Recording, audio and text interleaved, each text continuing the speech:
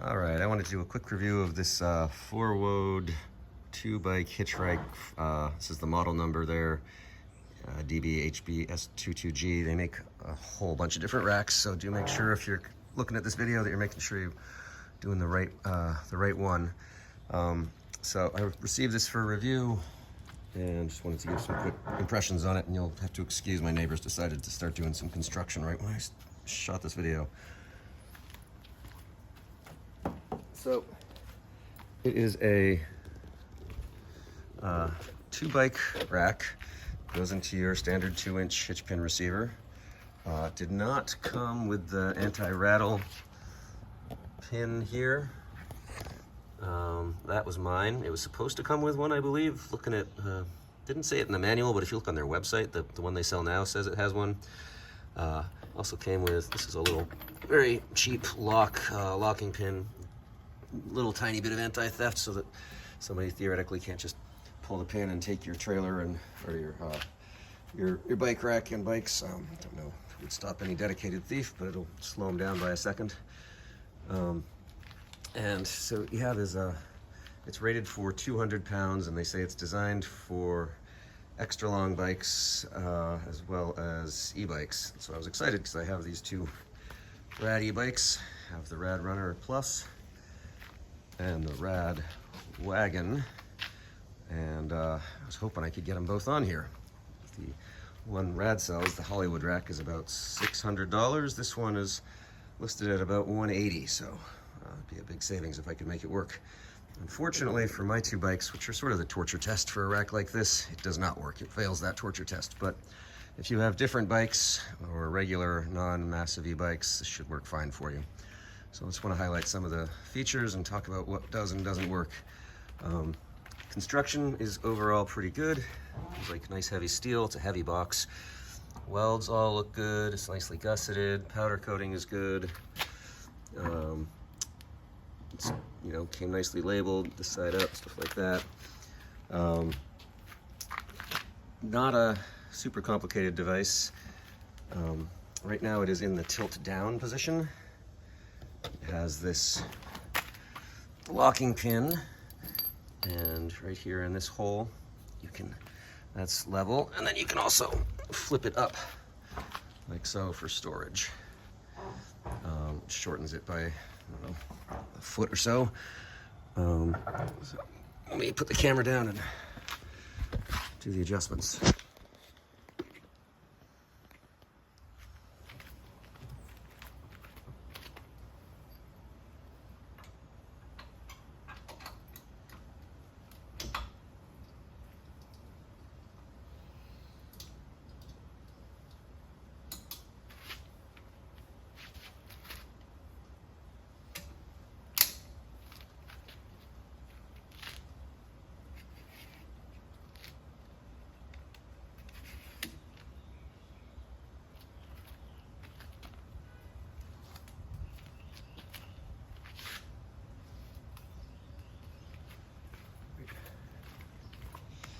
So the idea is you put one bike on the back, one wheel on the tray there, another wheel on the tray there, and you can use these plastic thumb screws to adjust the tension on this bar so you can slide the wheels to the appropriate position for the wheelbase of your bike.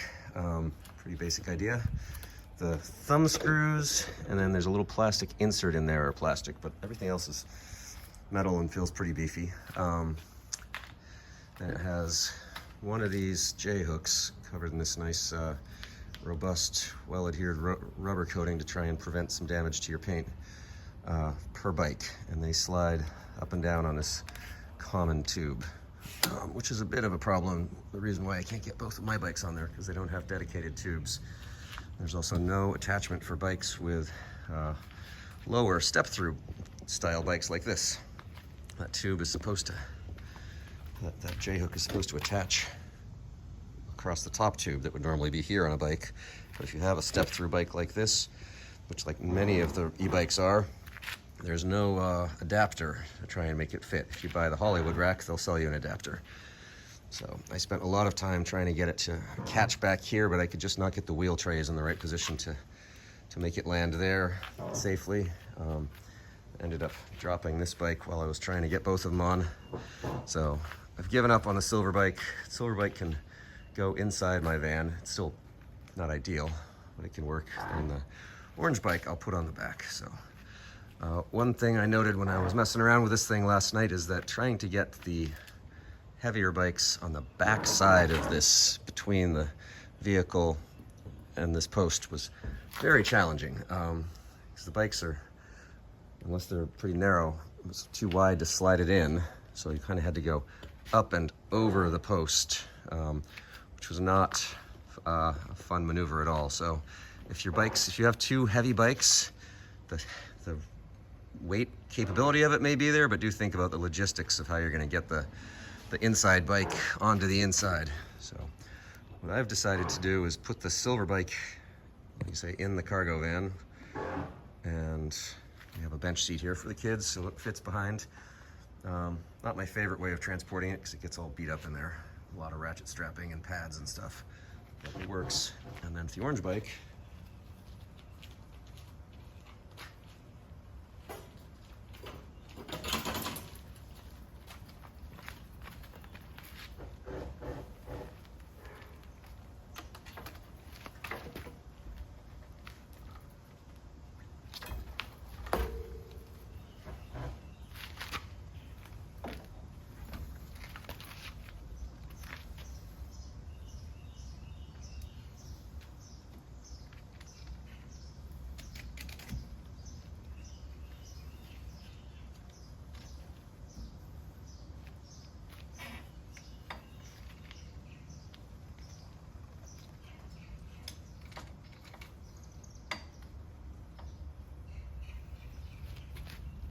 right.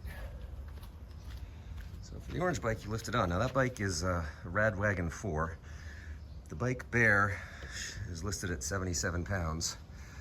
And then on it, I've added this beefy basket, this child seat, which I may take off for travel, this child safety cage, these boards, pads, and 2 of these running boards for the kids' feet. So this bike probably is 95 pounds. It's a Bear. There's no way for me to get that on easily to the backside. So if you have 2 big bikes like this, it's a real consideration as to how you would get it inside and over to there. If your bike maybe doesn't have all the stuff that sticks out, like the safety cage and the basket, you might be able to get one person on each side and sort of jiggle it through, but that J-hook there really limits things. So I struggled with it for a good hour yesterday before I gave up and decided I would just keep this one bike on the outside. The danger of that, of course, is I have the farthest amount of weight. I'd like to have it,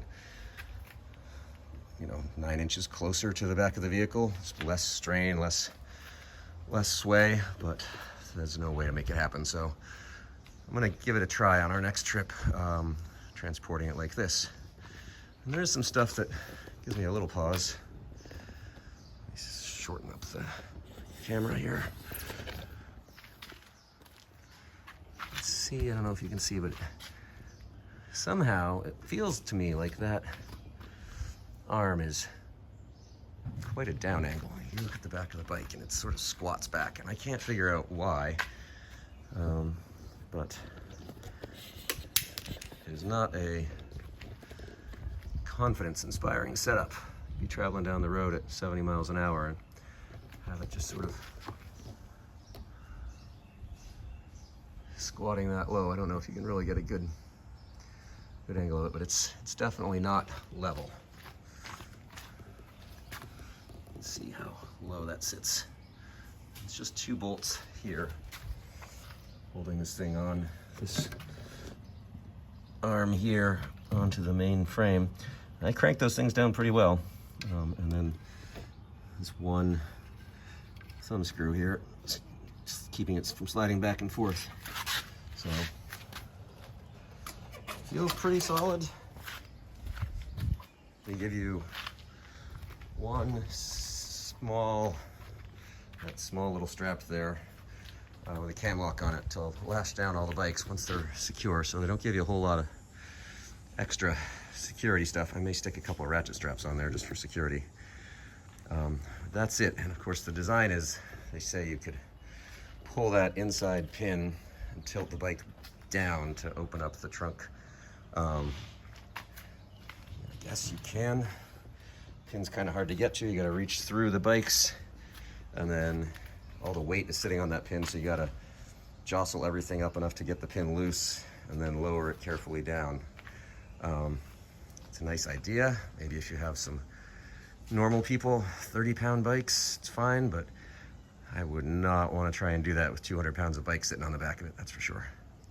So, not a terrible rack, certainly for the budget. A lot cheaper than the Hollywood rack. You carry one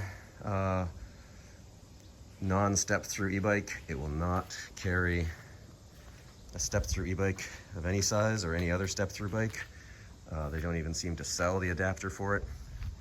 So a real consideration, since many e-bikes are of the step through style. Certainly more than adequate if you just want to have a couple of your mountain bikes back there. I think it'd be a great rack for that. So that's my quick review. Hope it helps.